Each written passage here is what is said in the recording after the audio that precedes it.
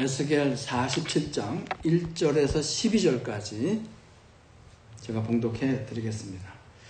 그가 나를 데리고 성전 문에 이르시니 성전의 앞면이 동쪽을 향하였는데 그 문지방 밑으로 물이 나와 동쪽으로 흐르다가 성전 오른쪽 제단 남쪽으로 흘러내리더라. 그가 또 나를 데리고 북문으로 나가서 바깥길로 꺾여 동쪽을 향한 바깥문에 이르시기로 본즉 물이 그 오른쪽에서 스며 나오더라. 그 사람이 손에 줄을 잡고 동쪽으로 나아가며 천척을 측량한 후에 내게 그 물을 건너게 하시니 물이 발목에 오르더니 다시 천척을 측량하고 내게 물을 건너게 하시니 물이 무릎에 오르고 다시 천척을 측량하고 내게 물을 건너게 하시니 물이 허리에 오르고 다시 천척을 측량하시니 물이 내가 건너가지 못할 강이 된지라. 그 물이 가득하여 헤엄칠 만한 물이요 사람이 능히 건너지 못할 강이더라. 그가 내게 이르시되 인자야 내가 이것을 보았느냐 하시고 나를 인도하여 강가로 돌아가게 하시기로 내가 돌아가니 강 좌우편에 나무가 심히 많더라. 그가 내게 이르시되 이 물이 동쪽으로 향하여 흘러 아라바로 내려가서 바다에 이르리니 이 흘러내리는 물로 그 바다의 물이 되살아 나리라.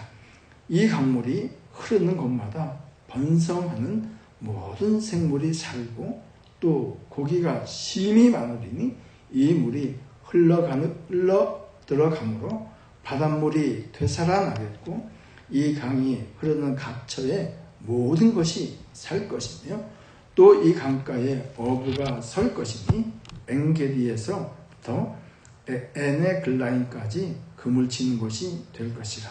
그 고기가 각기 종류를 따라 큰 바다의 고기같이 심히 많으려니와 그 진펄과 갯벌은 되살아나지 못하고 소금 땅이 될 것이며 강 좌우가에는 각종 먹을 과실나무가 자라서 그 잎이 시들지 아니하며 열매가 끊이지 아니하고 달마다 새 열매를 맺으리니 그 물이 성소를 통하여 나옵니다. 그 열매는 먹을만하고 그 잎사귀는 약재료가 되리라. 아멘. 기도하고 하나님 말씀 나누겠습니다. 아버지, 이 시간 에스겔이 보았던 그 성소에서 흘러나온 생명수, 이 시간 하늘 문을 여시고 이곳 가운데 흘려보내 주시옵소서. 사모합니다. 거룩하신 예수님 이름으로 기도하옵나이다. 아멘. 하나님께서는요, 이 성경을 통해서 하나님의 뜻을, 하나님의 계획을 계시하여 주셨습니다. 특별히 우리가 한 절 한 절도 묵상하지만 성경 전체의 이 흐름, 줄거리를 묵상을 하게 되면은 하나님이 이러한 계획을 가지시고 하나님의 사람들을 사랑하시고 구원하시는구나 하는 것을 우리가 잘 알 수 있는데요. 특별히 그 이스라엘 백성들은 두 번의 탈출, 즉 엑소더스를 하게 됩니다. 두 번의 그 탈출한 것이죠. 첫 번째는 뭡니까? 애굽, 우리가 이집트라고 하는 이 애굽에서 그들이 빠져 나온 것입니다. 사실 이 백성들이 이 세상으로 대표되어지는 애굽으로 들어간 것은 왜 들어갔습니까? 애굽에 먹고 살기 위해서 간 거예요. 가나안 땅에 있었으면은 그냥 굶어 죽는 거니까. 그래서 먹고 살기 위해 그 애굽 땅에 갔는데 처음에 갔을 때는요, 그 나라의 왕 바로로부터 환대를 받고 환영을 받고 땅도 그 땅 가운데 분배를 받았습니다. 근데 시간이 흘러가니까 어떻게 됐습니까? 그들의 환대는 곧 적대가 되어졌고 그들과 갈등 가운데 놓이게 된 것이죠. 그렇지 않습니까? 그래서 이 갈등 속에서, 이 억압 속에서, 핍박 속에서 이스라엘 사람들이, 백성들이 부르짖습니다. 하나님, 불쌍히 여겨주십시오. 하고 부르짖을 때에 하나님께서는 그 소리를, 그 모습을 보셨을까요? 안 보셨을까요? 네. 출애굽기 3장 7절과 8절을 읽겠습니다. 나같이 시작. 여호와께서 이르시되 내가 애굽에 있는 내 백성의 고통을 분명히 보고 그들이 그들의 감독자로 말미암아 부르짖음을 듣고 그 근심을 알고 내가 내려가서 그들을 애굽인의 손에서 건져내고 그들을 그 땅에서 인도하여 아름답고 광대한 땅, 젖과 꿀이 흐르는 땅, 곧 가나안 족속, 헷 족속, 아모리 족속, 브리스 족속, 히위 족속, 여부스 족속의 지방에 데려가려 하노라.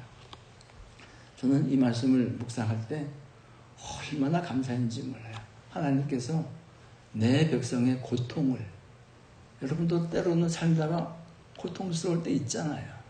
근데 하나님이 뭐라 그랬어요? 내가 어떻게 해요? 그냥 봤다고 하지 않으세요. 분명히 보셨대요. 그리고 뭐래요? 그들이 고통 가운데 부르짖는 그 소리를 들으셨대요. 그리고 그 마음속의 근심을 어떻게 해요? 아신다. 이것보다 더 위안이 되는, 위로가 되는 말씀이 어디 있습니까? 여기서 그치지 않으시고 보고 듣고 아는 것에 그치지 아니하시고 어떻게 해요? 내가 건져내겠다. 건져내겠다. 그리고 아름다운 땅, 내가 예비한 땅에 그들 내가 데려가겠다. 할렐루야. 이보다 더 은혜롭고 위안이 되고 힘이 되는 말씀이 어디 있겠습니까? 그런데 그 땅에 들어가는 것은 하나님은 그렇게 원하세요. 바로 들어가면 수 있습니까? 못 들어갑니까? 그 누구한테 달렸어요? 그건 하나님한테 달린 것이 아니라 이스라엘 백성, 지금을 하면은 저와 여러분에게 달렸습니다.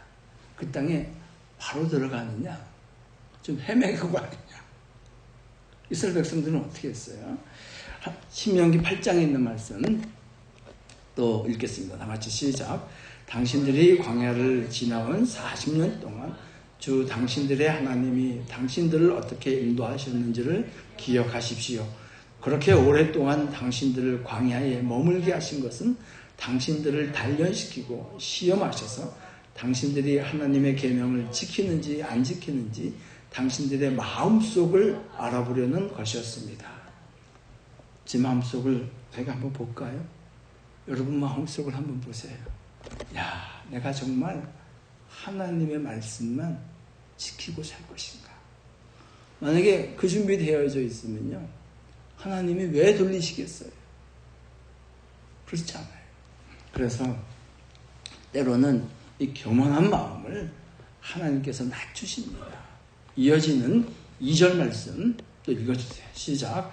주님께서 당신들을 낮추시고 굶기시다가 당신들도 알지 못하고 당신들의 조상도 알지 못하는 만나를 먹이셨는데 이것은 사람이 먹는 것으로만 사는 것이 아니라 주님의 입으로 나오는 모든 말씀으로 산다는 것을 당신들에게 알려주시려는 것이었습니다. 아니, 좋은 소리로 하나님께서 말씀하실 때 들으면 얼마나 좋겠어요. 근데 어떻게 해요? 꼭 굶어야, 꼭 힘든 일 당해야 그때 어떻게 합니까? 하나님 잘못했습니다. 이렇게 낮추고 굶겨야 말 듣지 않아요. 그렇지 않습니까? 하나님께서 무슨 심술장이세요? 우리를 고생시키시면 뭐 직성이 풀리시는 분이세요? 그렇지 않아요. 하나님께서는 우리를 사랑하십니다. 이런 일을 안 당하고 들어가기를 원하시는 것이죠. 그러나 이 백성들은 어떻게 됐습니까? 하나님 가나안 땅에 들어왔음에도 불구하고 하나님 대신에 우상을 섬기고 그렇게 살았죠. 이거 동일한 건 아니겠습니까? 저와 여러분을 세상 가운데 이렇게 불러주시고 하나님 백성을 만들어주셨는데 우리가 어떻습니까? 세상 가운데 있을 때에 우리가 갈등과 고통 가운데 있을 때 하나님께서 이렇게 불러주신 것이죠. 하나님께서는 이 백성들을 불러주시기 위해서 이미 80년 전부터 이스라엘 백성들을 끌어내시기 위해서 한 사람을 준비하셨습니다. 누굽니까? 모세입니다. 어느 날 갑자기 하신 게 아니에요. 하나님께서는 80년 전부터 그 사람들이 어떤 사람들이 태어나기 전부터 하나님께서는 계획을 가지시고 한 사람을 뽑으셔서 그를 준비시키시고 하나님 때에 그들을 인도하여 내신 것입니다. 그런데 성경을 보니까요, 우리 주님께서 뭐라고 하셨냐면은 지금 이 순간에도 여전히 모세와 같은 사람들이 있다고 말씀하셨습니다. 그 제 말이 아니에요. 누가복음 16장에 보면요, 거기 부자와 나사로 이야기가 나옵니다. 근데 두 사람 다 죽었어요. 근데 부자는 지옥으로 가고 나사로는 아브라함의 품에 안겨 있습니다. 근데 어느 날 이 부자가 지옥에서 그 고통 가운데 몸부림치며 저 천국을 보니까 나사로가 아브라함의 품에 다 안겨 있는 거예요. 그리고는 이 부자가 뭐라 그럽니까? 아버지, 나는 할 수 없이 여기 와 있지만 여전히 저 세상에는 내 형제 몇 명 있다고요? 몇 명일까요? 5명이 있습니다. 그들은 제발 여기 안 왔으면 좋겠습니다. 그러니까요, 저 나사로를 좀 보내주세요. 그래서 좀 얘기 좀 하게 해주세요. 하고 이 부자가 아브라함에게 애원했습니다. 그때 아브라함이 뭐라고 얘기했을까요? 그래, 알았다. 그랬을까요? 뭐라고 했냐면요, 누가복음 16장에 있는 말씀 읽어주세요. 다 같이 시작. 이르되 그러면 아버지여 구하오니 나사로를 내 아버지 집에 보내소서. 내 형제 5이 있으니 그들에게 증언하여 그들로 이 고통받는 곳에 오지 않게 하소서. 아브라함이 이르되 그들에게 모세와 선지자들이 있으니 그들에게 들을지니라. 세상 가운데에 모세와 선지자가 있다는 것이에요. 그러면 여러분은 모세입니까? 아니면 5 형제입니까? 누굽니까? 저와 여러분은 그 믿지 않는 형제들을 주님 앞으로, 믿지 않는 자녀들을 주님 앞으로 인도하라고 이 땅 가운데 보내신 모세와 선지자 같은 존재인 줄로 믿습니다. 아멘이십니까? 아멘. 그래서 이 이스라엘 백성들이 이 가나안 땅에 들어왔는데 하나님만 믿고 살라고 그렇게 하나님께서 원하셨는데 그들은 어떻게 됐습니까? 우상을 섬긴 그 대가로 인해서 북이스라엘이 먼저 멸망을 당하죠. 주전 712년 아수르에 의해서. 그리고 약 140년이 지나면 남유다가 멸망을 당합니다. 주전 586년에 누구에 의해서? 바벨론에 의해서 멸망을 당하죠. 이 하나님의 뜻은 어디 있습니까? 너희들이 나 말고 그렇게 세상을 좋아하고 따라갔느냐? 그러면 이 세상으로 대표되어지는 그 아수르 바벨론에 의해서 내가 멸망시킬 것이다. 그리고 그들에 의해서 포로로 끌려갑니다. 그리고 그 포로로 끌려갔을 때에 그들이 뭐라고 얘기합니다. 우리가 이미 몇 주 전에 나눴던 그 말씀이죠. 바벨론의 강가에서, 강변에서 시온을 생각하며 울었다. 시편 137편 1절의 말씀 함께 읽겠습니다. 시작. 우리가 바벨론의 여러 강변 거기서 앉아서 시온을 기억하며 울었더라. 마찬가지입니다. 저와 여러분이 모세에 의해서 이 땅 가운데에서 하나님의 백성으로 세상에서 뽑혀서 부름을 받았지만 여전히 이스라엘 백성들이 가나안 땅에 있지만 하나님보다는 우상, 세상을 따라갔을 때에 하나님께서는 그들에게 징계하셨습니다. 그래서 아수르와 바벨론에 의해서 포로로 끌려간 것이죠. 저와 여러분의 삶은 어떻습니까? 여전히 하나님이 가장 우선순위이고 하나님이 가장 앞에 있고 하나님 중심으로 살고 있습니까? 한번 솔직하게 여러분 스스로에게, 저에게 질문을 던져보십시오. 그러나 우리들의 삶을 보게 되면 때로는 이스라엘 백성들이 아수르에 의해서 바벨론에 의해서 멸망당하고 포로로 끌려갔던 것처럼 여전히 우리들 삶 가운데에도 그러한 굴곡이 있지는 않은지요. 이 또한 하나님께서 우리를 다루시고 우리를 삶이 우리의 중심이 하나님이 가장 중심이 되도록 우리를 다루시는 인도하시는 하나님의 섭리인 줄로 믿습니다. 이 오늘 본문의 말씀은요, 에스겔이 언제 본 거냐면은 이미 남유다는 멸망을 했어요. 그리고 이 제사장이자 선지자인 이 에스겔도 바벨론으로 끌려갑니다. 그리고 그 바벨론에서 하나님께서 이 에스겔에게 보여주신 환상입니다. 이 환상은 에스겔 40장에서부터 오늘 본문이 시작됩니다. 에스겔 40장 1절의 말씀 한번 같이 읽어주세요. 시작.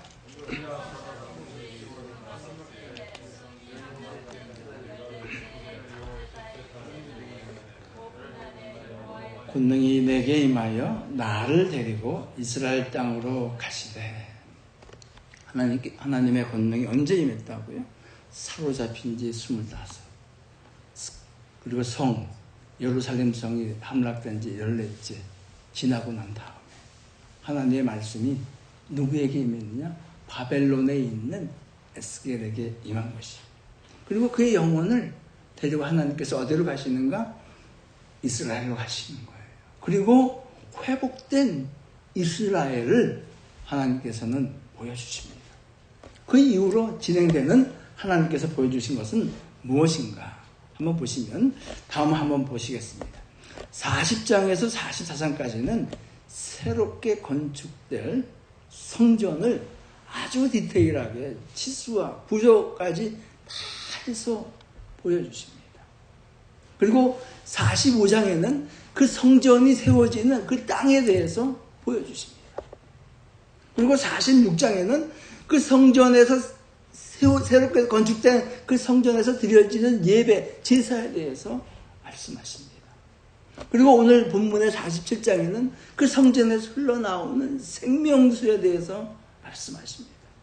그리고 에스겔의 마지막 장에 가서야 비로소 그 땅에 새롭게 회복돼서 들어오 살게 되는 백성이 받을 땅에 대해서 말씀을 하십니다. 이 순서를 한번 보십시오. 순서가 가장 먼저 뭐가 나와 있어요? 땅이면 각 지파가 부배받을 땅이 나와 있습니까? 성전이 먼저 나와 있습니까? 성전인 것이에요. 뭐예요? 하나님의 뜻은 분명한 거예요. 성전이 의미하는 것은 하나님의 임재입니다. 하나님 계시는 것이에요. 가장 삶의 우선순위를 회복된 너희들은 다시 한번 내가 너희들에게 권면하는데 명령하는데 하나님이 가장 우선이 되는 그 삶을 살아야 될 것 아니겠느냐 하고 말씀을 하십니다. 그리고요, 그 우선순위뿐만 아니라 이 성전이 세워진 그 자리, 위치를 보게 되면 놀랍습니다. 다음 화면을 한번 넘겨주세요. 이게 성전이 있는 곳이에요. 이 빨간 부분, 가장 중심에 성전이 있습니다. 그리고 그 밑에 사독자손을 위한 땅, 사독자손은 누구예요? 제사장입니다. 그 위에는 레위 성전에서 수종드는 사람, 그리고 그 옆에 왕이 분배받을 땅, 그리고 남북으로 이스라엘 백성들이 분배받을 땅에 대해서 말씀하십니다. 그래서 밤한병을 한번 보시면은 이렇게 되어 있는 거예요. 가장 중심에 하나님의 성전이 있고 남북으로 백성들이 살 그 땅이 있는 겁니다. 이것을 통해서 하나님께서 말씀하시는 것은 우리의 삶의 우선순위가 하나님이어야 하는 것이고 우리의 삶의 중심이 하나님이어야 합니다. 이것을 강력하게 말씀을 하시는 것입니다. 여기서 질문이 생겼습니다. 성경을 읽을 때 질문을 던져보십시오. 그러면 이 에스겔 성전, 그리고 이스라엘 백성들이 바벨론에서 돌아왔을 때에 이 성전이 세워졌습니까? 그리고 이 그림처럼 그들이 땅을 분배받았습니까? 어떻습니까? 너무 심각해 보이십니까? 퀴즈 낼게요. 자, 이대로 되었다. 손 들어주세요. 이대로 안 됐다. 네. 그래도 우리 교회는 대단합니다. 이대로 안 됐어요. 그러면 하나님 이대로 하지도 않으실 거 뭐라고 말씀하셨습니까? 그냥 한여름밤의 꿈입니까? 그런 질문을 던져볼 수 있는 것이죠. 이사야서 55장 11절의 말씀 읽어주세요. 다 같이 시작.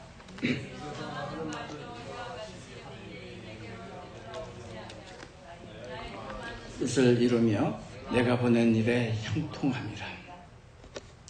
내 입, 하나님의 입에서 나가는 말은 헛되지 않다는 거예요. 반드시 이루신다는 거예요. 아니 그러면 하나님, 에스겔 성전이 안 세워졌는데 하나님 지파들이 그렇게 땅을 분배받지 않았는데 그게 어떻게 된 겁니까? 하고 우리가 질문을 던져볼 수 있잖아요. 그래서 결론부터 말씀을 드리면은 오늘 에스겔서 41장 12절에 있는 이 말씀하고 이 성경의 가장 마지막 장 요한계시록 22장에서 사도 요한이 본 환상하고 정확하게 일치합니다. 그 말씀을 한번 보겠습니다. 에스겔서 먼저 41장 12절 먼저 읽어주세요. 시작. 강자옥가에는 각종 먹을 과실나무가 자라서 그 잎이 시들지 아니하며 열매가 끊이지 아니하고 달마다 새 열매를 맺으리니 그 물이 성소를 통하여 나옵니다. 그 열매는 먹을 만하고 그 잎사귀는 약재료가 되리라. 요한계시록 그 길 가운데 흐르다가 강자 위에 생명나무가 있어 12가지를 맺되 달마다 그 열매를 맺고 그 나무 잎사귀들은 만국을 치료하기 위해 있더라. 한번 비교해 보세요. 똑같아요. 서술만 조금 달렸다 뿐이지 에스겔이 본 환상하고요 사도 요한이 본 환상하고 같습니다. 얼마나 이 은혜가 있는지 모르겠습니다. 그래서 제가 이 말씀을 조금만 더 깊이 나눠보자고요. 제가 말씀을 시작할 때에 두 번의 엑소더스, 탈출이 있었다고 말씀을 드렸죠. 첫 번째는 애굽에서 나오는 출애굽, 두 번째는 출바벨론쯤 되겠습니다. 이 첫 번째 엑소더스, 출애굽이 의미하는 것은 무엇입니까? 이 출애굽의 시작은 예수 그리스도로 예표되는 유월절날 그 양의 피를 좌우 문설주와 임방에 바른 그 집, 사망의 권세가 뛰어넘었습니다. 동일하게 우리 예수 그리스도께서는 우리의 구원자 되시는 우리 주님께서는 정확하게 유월절날 양 잡는 그 시간에 십자가에 달리셨습니다. 그래서 그것을 통해서 우리가 사망에서 생명으로 옮겨졌습니다. 근데 이미 우리가 구원을 받았다고 여러분 인정하시고, 하지만 이 세상과 우리의 삶은 어떻습니까? 완전히 구원받은 삶의 세상입니까? 삶입니까? 그렇지 않잖아요. 그래서 이 첫 번째 엑소더스는 처음 오신 예수 그리스도의 구원 사역을 말씀합니다. 근데 여전히 우리는 다시 오실 예수 그리스도와 첫 번째 예수 그리스도의 중간지대에 살고 있는 것이죠. 오늘 이 본문의 말씀은 그 중간지대에 살고 있는 우리들의 삶과 다시 오셨을 때에 새롭게 될 그것에 대한 말씀을 주시는 것입니다. 아멘이십니까? 그것에 대해서 다시 말씀을 드리면 1절 말씀 다시 읽겠습니다. 시작. 그가 나를 데리고 성전문에 이르시니 성전의 앞면이 동쪽을 향하였는데 그 문지방 밑에서 물이 나와 동쪽으로 흐르다가 성전 오른쪽 제단 남쪽으로 흘러내리더라. 문지방 밑에서 물이 어떻게 보일랑말랑 조금씩 흘러내리는 거예요. 그렇지 않습니까? 이것을 복음에 대해서 적용을 해보면 이렇습니다. 우리 주님께서 그 갈릴리 지방에서 3년 동안, 또 유대 지방에서 3년 동안 사역하실 때에 예수님 믿는 사람이 많았습니까? 믿지 않는 사람이 많았습니까? 세상을 비교했을 때에 그 정말 이 문지방에서 흘러나오는 그런 물처럼 미약한 그런 물이었습니다. 그리고 한 걸음 더 나아가서 예수님께서 십자가에 달려 돌아가실 때에는 세상 사람들이 또 대제사장과 바리새인 같은 사람들은 뭐라고 생각했냐면 이제 끝났다. 이제 승리는 우리 것이다.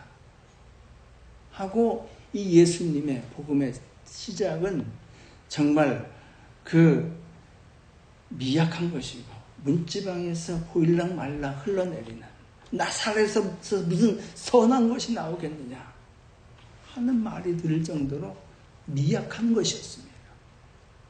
근데 그 복음이 지금 어떻게 되었습니까? 3절에 보니까 발목을 적셨다고 했고요. 4절에는 무릎과 허리에 올랐다고 했습니다. 그리고 5절에는 사람의 키를 넘길 만한, 그래서 사람이 건너지 못할 만한 강이 되었다고 말씀을 한 것이죠. 이 문지방에 흐르는 이 복음이 세상을 향하여 강같이 흐르는 이 생명수가 된 것입니다. 그리고 주님께서는 이 강 생명수가 땅끝까지 흐르는 그날에 어떻게 하셨습니까? 내가 I'll come back. 내가 다시 오겠다 말씀하셨죠. 마태복음 24장 14절 말씀 읽어주세요. 다 같이 시작.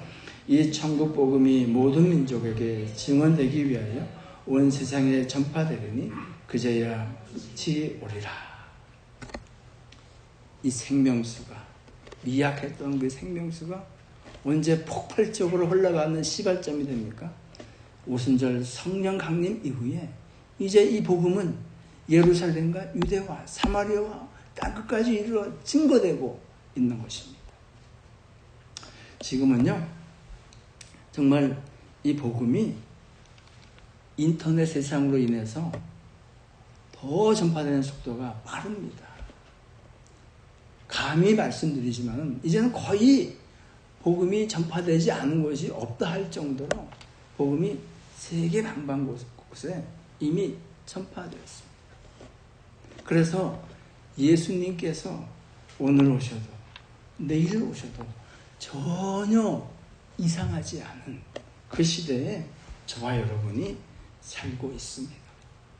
이 복음이 흘러가는 곳에 어떠한 역사가 일어났습니까?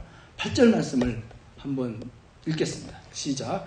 그가 내게 이르시되 이 물이 동쪽으로 향하여 흘러 아라바로 내려가서 바다에 이르니 이 물이 흘러내리는 물로 그 바다의 물이 되살아나리라. 이 에스겔이 본 환상은 이 바다는 무슨 바다냐면은 여러분 아시죠? 염해, 사해입니다.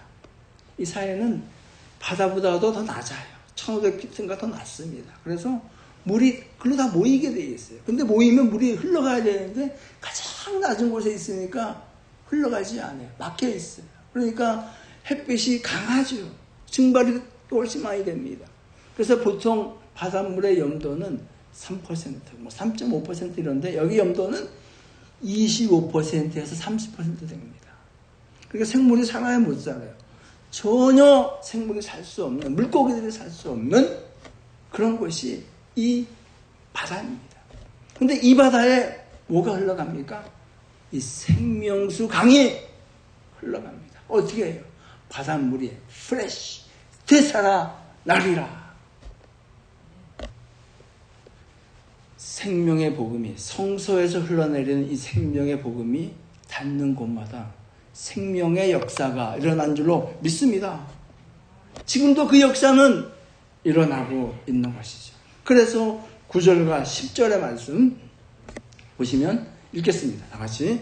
이 강물이 흐르는 곳마다 번성하는 모든 생물이 살고 또 고기가 심히 많으리니 이 물이 흘러가므로 바닷물이 되살아나겠고 이 강이 흐르는 각처의 모든 것이 살 것이며 또 이 강가에 어부가 설 것이니 엔게디에서부터 에네글라임까지 금을 치는 곳이 될 것이라.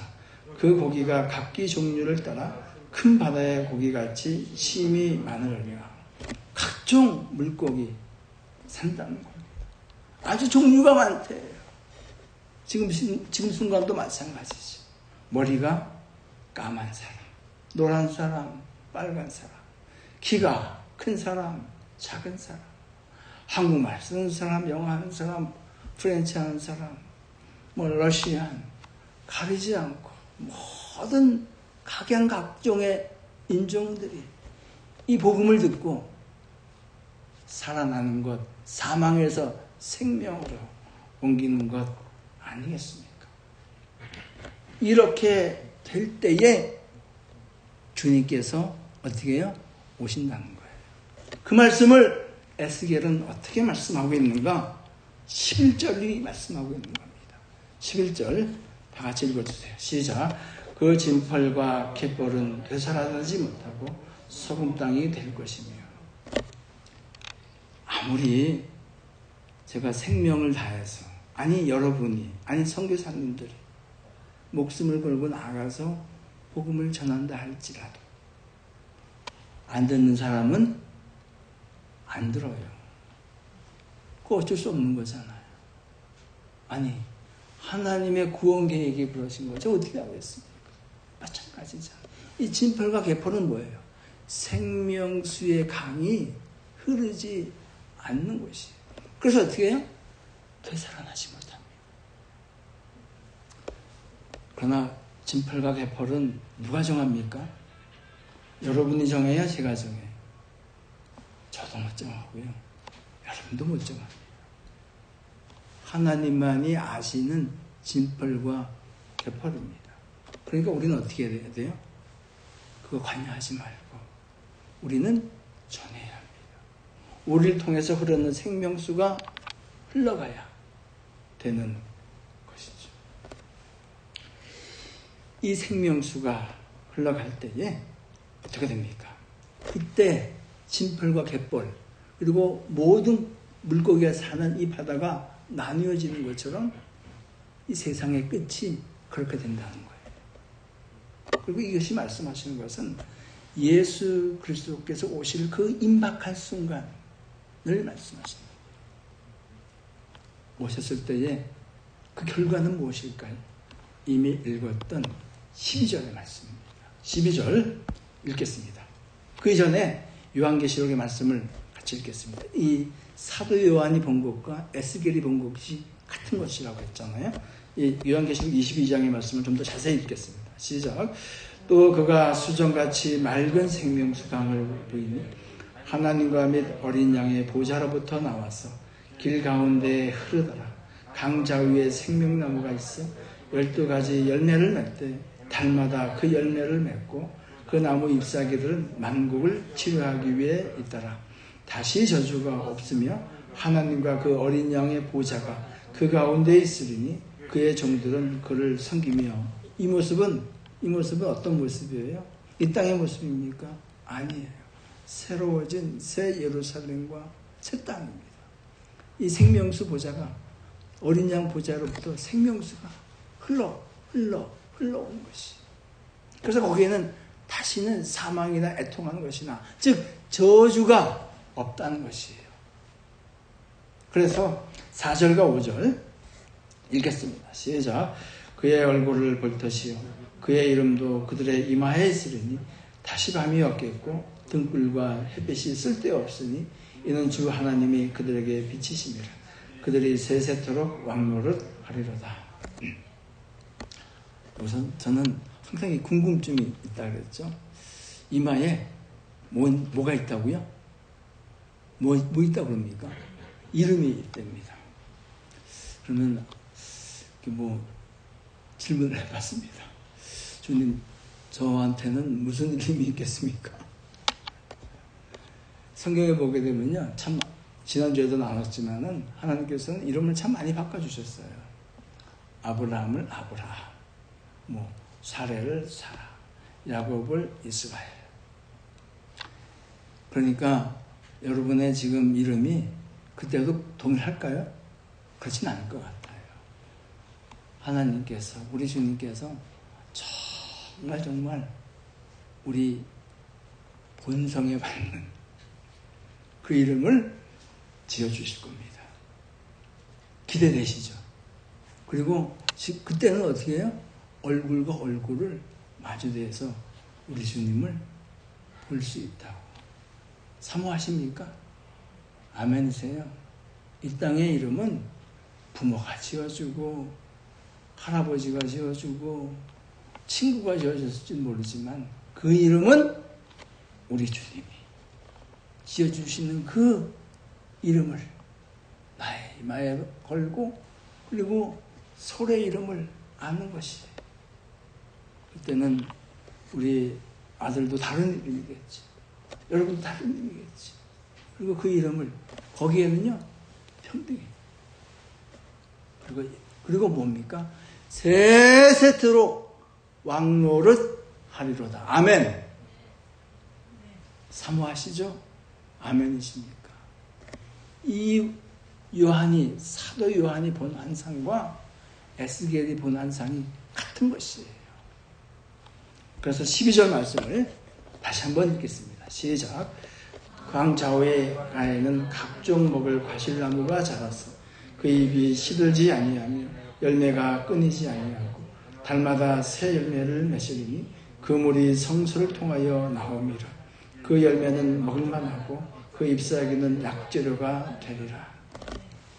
여전히 지금 이 순간에도 영원한 성소의 정의는 하나님 계시는 곳이 성소입니다.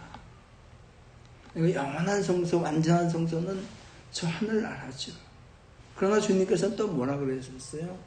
너희가 성령이 거하시는 전인지를 알지 못하느냐.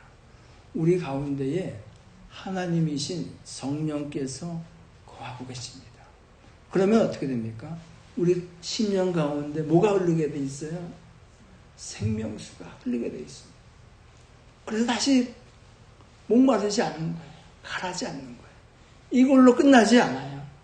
이 에스겔이 본 환상은, 이 강물은, 성소에서 흘러나온 강물이 어떻게 됩니까?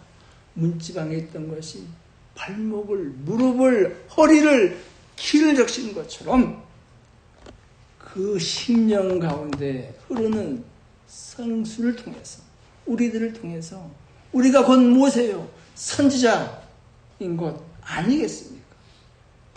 우리의 발걸음을 통해서, 우리의 섬김을 통해서 이 생수의 강이 흘러가는 통로인 것입니다. 지금 이 미국이 굉장히 어렵습니다. 그리고 한국도 어렵습니다. 세계가 어렵습니다. 무엇으로 이것을 회복시키고 치유할 수 있겠습니까? 헬리콥터처럼 뿌려대는 돈이겠습니까? 아니겠지. 이 회복은 오늘 말씀처럼 성소로부터 흘러오는 그 생수가 우리를 회복시키시고 천국을 향한 그 소망이 날로 더해갈 줄로 믿습니다. 이 예수 가족교회 가운데에 저와 여러분 가운데에 진정한 이 생수가 그저 발목만 적시고 무릎만 적시고 허리만 적시는 것이 아니라 폭포수와 같이 흘러가기를 예수님 높으신 이름으로 간절히 축복합니다. 이 시간 주님 말씀을 주신 말씀을 기억하시면서 가슴에 한번 손을 얹어 보시기 바랍니다. 그리고 영적인 귀를 열어서 영안을 열어서 내 심령 가운데에 내 영혼 가운데에 생수가 흐르고 있는지 한번 보시고 들어보시기를 원합니다. 생수가 흐르는 소리를, 생수가 흐르는 모습을 들어보시기를 원합니다. 그 모습이, 그 양이 정말 발목만 젖실 뿐입니까? 아니 말라버렸습니까? 주님 은혜를 주셔서 하늘의 성소로부터 오는 생명수가 나의 심령 가운데에 기가 넘어가도록 강수같이 강물과 같이 흐르게 하여 주시옵소서. 이 시간 은혜를 사모하며 묵상하겠습니다.